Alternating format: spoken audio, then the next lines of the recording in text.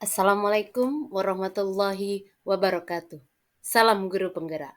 Pada kesempatan kali ini, saya Fitria SPDI, calon guru penggerak angkatan 11, unit kerja SDN 22 Nanbalimo, Kota Solo,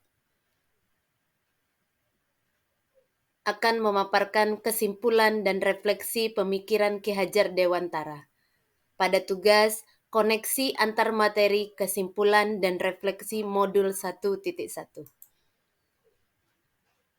Saya akan merefleksi diri saya melalui 3 pertanyaan.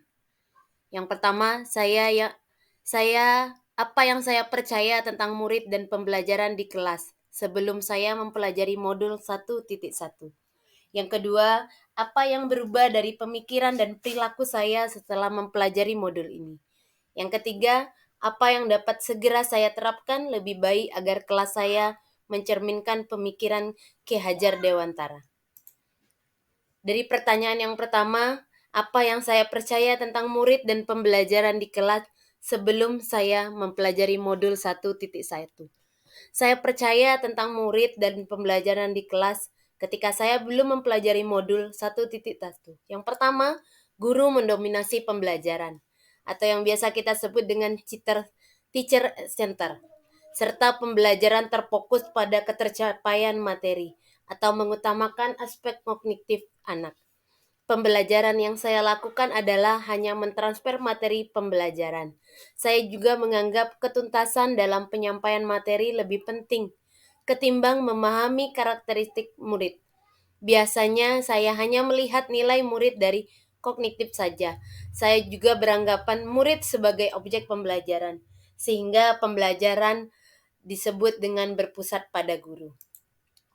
Selanjutnya, guru kurang memahami karakteristik anak. Yang selanjutnya, siswa pasif dan motivasi belajar siswa rendah.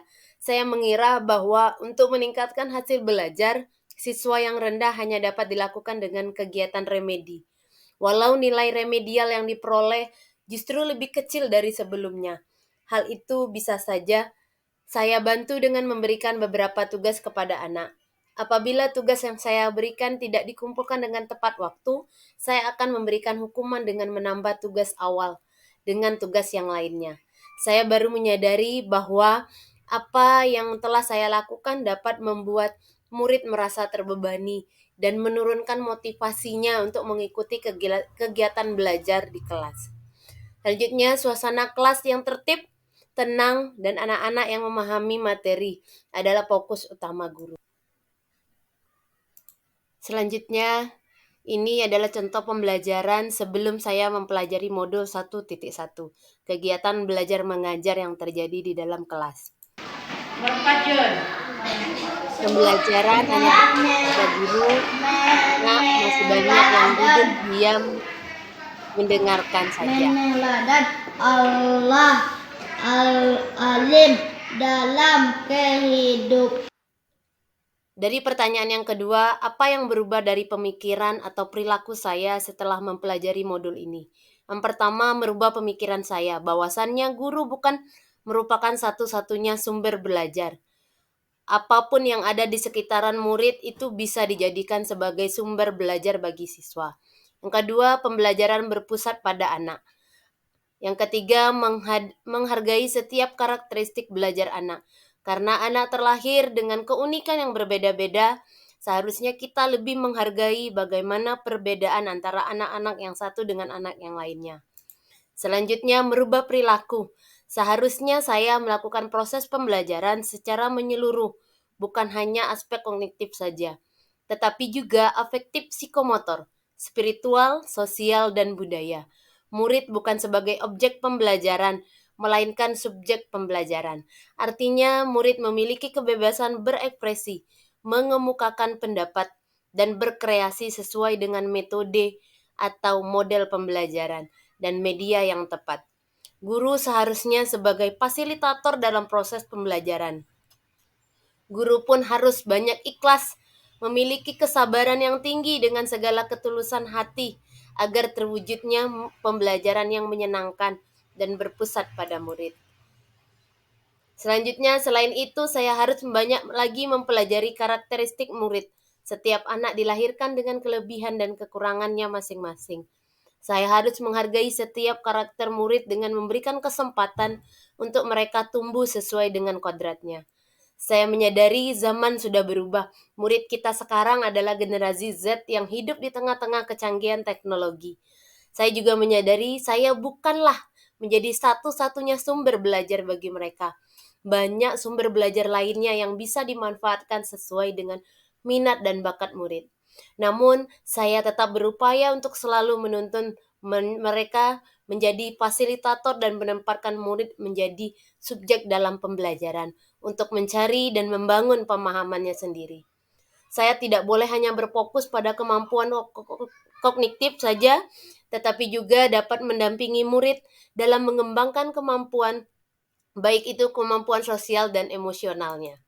Dengan memahami filosofi pendidikan Ki Hajar Dewantara, saya juga merencanakan pembelajaran sesuai dengan kebutuhan murid dan membantu murid menjadi manusia yang merdeka. Murid sebagai individu yang unik, berbeda satu dengan yang lainnya, berhak mendapatkan tuntunan yang tepat sehingga murid dapat mencapai keselamatan dan kebahagiaan. Dari pertanyaan yang ketiga, apa yang dapat segera saya terapkan lebih baik agar kelas saya mencerminkan pemikiran Ki Hajar Dewantara? Yang akan saya terapkan lebih baik untuk di kelas saya untuk mencerminkan pemikiran Ki Hade adalah salah satunya merancangkan pembelajaran yang interaktif dan menyenangkan dengan melibatkan peserta didik dengan metode student center. Kedua, menerapkan konsep merdeka belajar dan mengintegrasikan permainan dalam pembelajaran sehingga menumbuhkan bakat, menumbuhkan minat dan motivasi siswa dalam belajar. Ketiga, mengenali karakter dan latar belakang murid dengan komunikasi yang baik. Keempat, pembelajaran yang mengutamakan aspek budi pekerti. Tidak hanya mengutamakan kognitif pengetahuan saja, tapi mengutamakan atau mengembangkan aspek budi pekertinya. Selanjutnya, menerapkan sistem Among, yang mana pendidikan yaitu menuntun anak, bukan menuntut anak.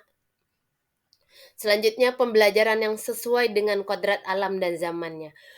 Selanjutnya, meningkatkan kesabaran dan keikhlasan dalam mendampingi anak dan memberikan pelayanan terbaik bagi mereka. Kesimpulannya, pendidikan adalah menuntun anak sesuai dengan minat dan bakatnya. Pendidikan bukan hanya ilmu akademis saja, namun perlu penanaman budi pekerti yang baik. Pendidikan sejatinya adalah berhamba pada anak. Sekian dan terima kasih. Salam guru penggerak, calon guru penggerak angkatan 11. Bergerak, tergerak, menggerakkan.